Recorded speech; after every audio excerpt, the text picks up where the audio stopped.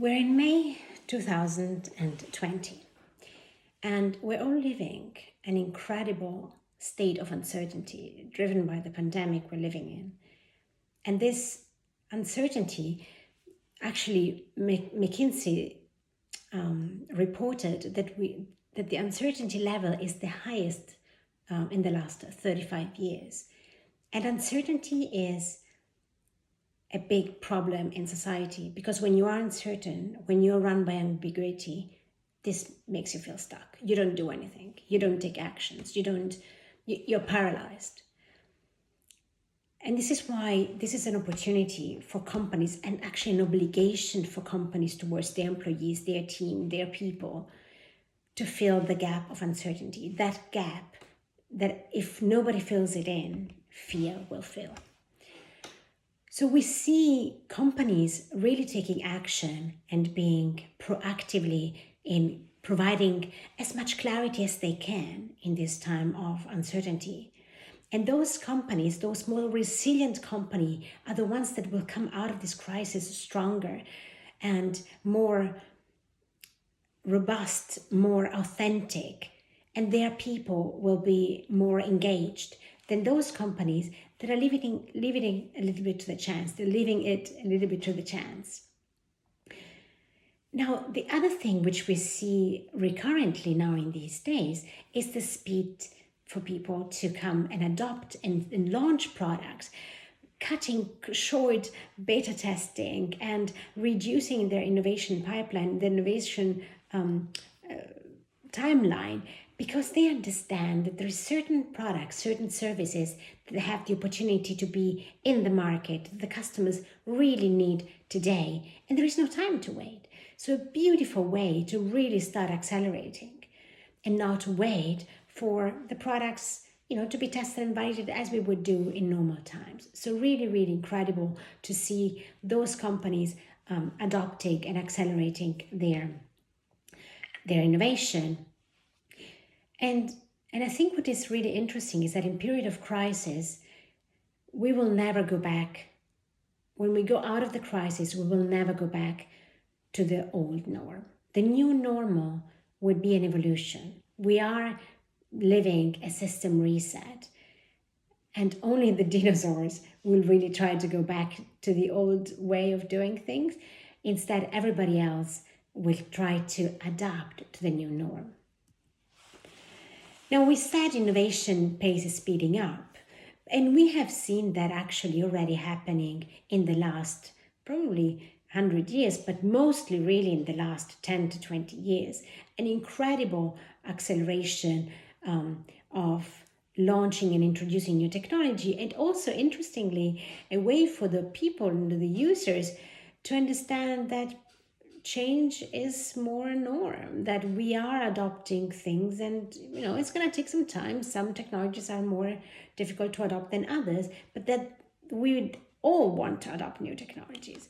So if we look at, for example, at how long it took for the telephone to reach the first 50 million users, it took the phone 75 years to reach the first critical mass of 50 million users. Already with the ATM machine, it only took them 18 years, well, you might still say 18 years, to reach 50 million users. And 50 millions, in this world of billions of inhabitants, it's really not a lot. If we go even further into the time and closer to us, Facebook, to reach first 50 million users, for Facebook, it took them 4 years. Yeah, and I remember the day in which it went overnight that nobody was using Facebook, or only very, very few people were using Facebook in Italy. And all of a sudden, everybody was using it. So the compound effect, which also I'm going to talk in a second, is incredible. Now, I want to challenge you and ask you, how much time did it take for Pokemon Go to reach its 50 million users? I'm here. I'm going to wait. Guess what? It took Pokemon Go 19 days to reach the first 50 million users. 19 days! Isn't that incredible? So the acceleration of certain innovation is really, really incredibly fast and really steep. Now, what I mentioned already, started mentioning before, is that it takes some time for technologies to reach the first critical mass, but then the next milestone is actually really faster. So if for the mobile phone, or smartphone, sorry, it took 16 years to reach the first billion users. Then 4 years later, it had doubled this number. So we had already 2 billion users. So 16 years for the first billion, and then only 4 years to achieve double that number. So achieve 2 billion. Clearly, it's like, what we see a bit with coronavirus. The compound effect and the spreading effect accelerates really at an incredible pace. Now, this is what happens on the technology side. What does it mean in terms of people and habits? How does that reflect? Clearly, there is a correlation to that. And one thing that we start seeing more and more is the acceleration with which people change jobs. More really rapidly, people are leaving their old job behind and instead embracing a new role. It could be either within the same company, but also a lot in other organizations. And now this could be, just an effect of society and how things have evolved, and as we saw in technology. But what a lot of people underestimate is the requirement in terms of learning new skills. When you approach a new job, a new company, you have to take into account a big steep curve into understanding and learning new skills, new understanding of the industry. That is a cost both for yourself and also for the company that puts you in that position. And this is why in the past there was probably this conservatism of people staying in the same role for years and years, because this is really when you start providing and adding value, versus today, clearly the world is changing. And so that needs to be the job market. So if we go and look at statistics from the 90s and until the year 2000, only 16% of people were changing their jobs within 2 years. So you could nearly say, that's really just an exception. It's people that just either they didn't like their job or they were in between jobs or whatever it is. It isn't really anything relevant, 16%, so 84% were staying in the job longer than 2 years. If we're looking at the period after, so from the year 2000 until today, that percentage goes up to 51%. So 51 out of 100 people changed their job in less than 2 years. Huge rotation in terms of jobs. And we see that there is clearly a difference between generations. If we're looking at baby boomers, they're in average staying in a job for 7 years versus the millennials that they're staying 2 years. Now, I might say that, of course, the millennials haven't been in their career for all of their life because they're still quite young relatively compared to the baby boomers, but we clearly see that there is a tendency, definitely a tendency in that. And I think companies are waking up to the need of investing into their people, because losing people, they're realizing that every time, as I mentioned before, every time you need to recruit somebody else, somebody new, this is expensive. This is an effort. And then you invest in all these resources in this person, and this person 18 months later already leaves for the next role and you need to start all over again. So one of the main drivers of motivation in the workplace is developing new competence, is growth. So a lot of companies, some companies have been doing it forever, since a long time already, but there are some companies that are really getting warm to the fact that they need to invest into their people, and not just in their top 20%. They really need to spread that investment across the board. And I'm hoping that the companies are also waking up to the fact that there is not good people and bad people. There is motivated people and not motivated people. Everybody could do a great job. Everybody wants to do a good job if they're in the conditions to be doing a right job. Of course, if they have any type of competence that is right to do that job, and also if you help them develop their motivation, develop their skills further. So clearly we see that there is a little bit more of investment in development for development budget. Now, traditionally, the investment were mainly relegated to hard skills. So you would go and learn how to use Excel or PowerPoint or any other business object, BO. For those of you that remember, I still remember 20 years ago having to go through learning how BO worked. But not necessarily into coaching programs, into helping people develop their soft skills, their interpersonal skills. For salespeople, you tend maybe to invest, but also there is quite limited to a few companies. Not everyone invests in that.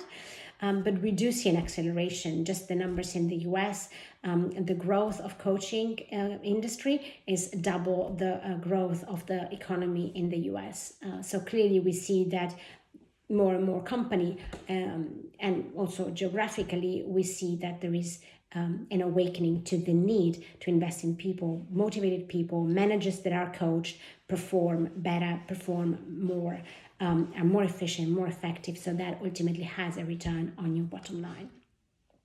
So we saw that there is technologies that are adopted faster, really decreasing the curve of adoption.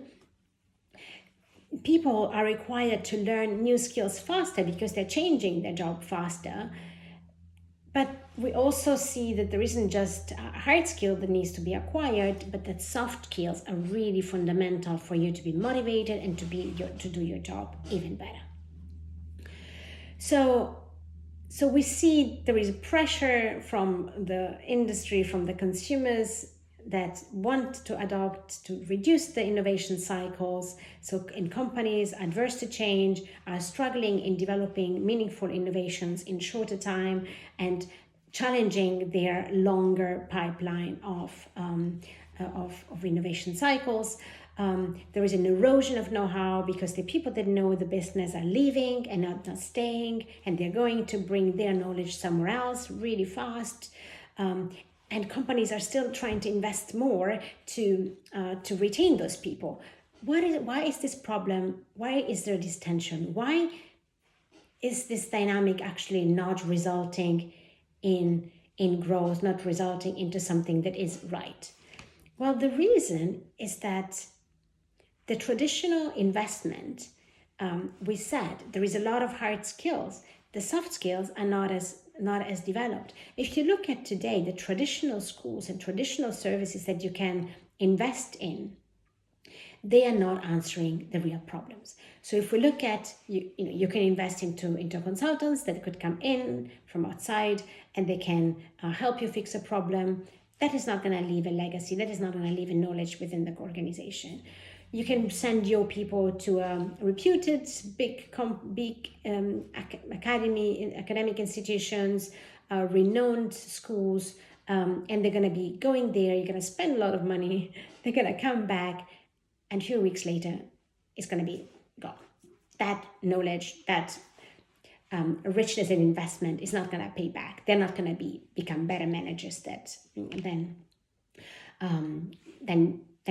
they were before the investment. And so what is there? How do we solve the problem of answering the need of both the consumers and the company's requirement and the employees' desires? How do we match these 3 points into something that brings actually, we put people and we put the companies into the right path?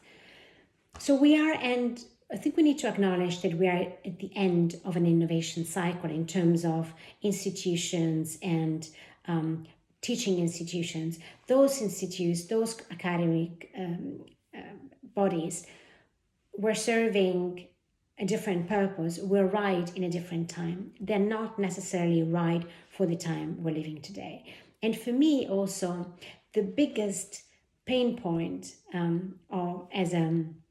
as a user, as an adopter of those institutions, of the academic institutions, relies in the fact that it's something to intellectually understand a concept. It's very different to then implement those knowledge, those skills into your daily job. And the third thing is the accountability. If nobody checks on you how you are implementing the things that you are learning and how much you're practicing and using them over and over again until they become an automatic neurological path in your brain, it's not going to happen. And this is where Innovation Serendipity Academy really has its role to play. And I'm looking forward to sharing more of what this plan is about.